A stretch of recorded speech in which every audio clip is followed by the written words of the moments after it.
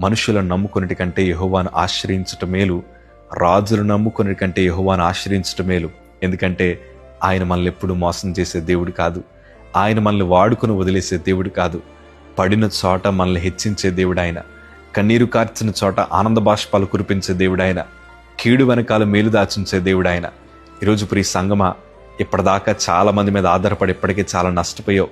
ఇప్పటిదాకా చాలా మందిని ప్రేమించి ఇప్పటికే చాలా కృంగిపోయావు.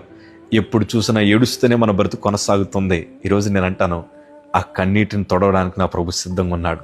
నీ హృదయం అనే తలుపు దగ్గర నా ప్రభు తడతా ఉన్నాడు. దేనికో తెలుసా? నీ జీవితాన్ని మార్చాలని, నీ హృదయాన్ని మార్చాలని, నీ యొక్క పరిస్థితులన్నింటినీ తారుమారు చేసి నిన్ను ఘనపరచాలని నా ప్రభు ఆశపడుతున్నాడు. ఒక్కసారి నీ జీవితానికి ప్రభుకి ఇవ్వండి అయ్యా. దేవుడు ఉన్నతమైన పాత్రలుగా మిమ్మల్ని వాడుకుంటారు. ఇప్పటిదాకా చాలామందికి మీ గుండెల్లో స్థానాన్ని ఇచ్చారు కదా, వారందరూ మిమ్మల్ని గాయపరిచారు. ఒక లెక్క చెప్పాలంటే గుండెల్లో తన్ని వెళ్ళిపోయారు. కాకపోతే నా ప్రభు అట్లాంటి వాడు కాదయ్యా. మీ జీవితంలో ఒక అమూల్యమైన పాత్రగా, విలువ కలిగిన సాధనాలుగా నా ప్రభు మిమ్మల్ని మార్చాలని ఆశపడుతున్నారు. ఈరోజే మీ జీవితాన్ని దేవునికి ఇవ్వండి.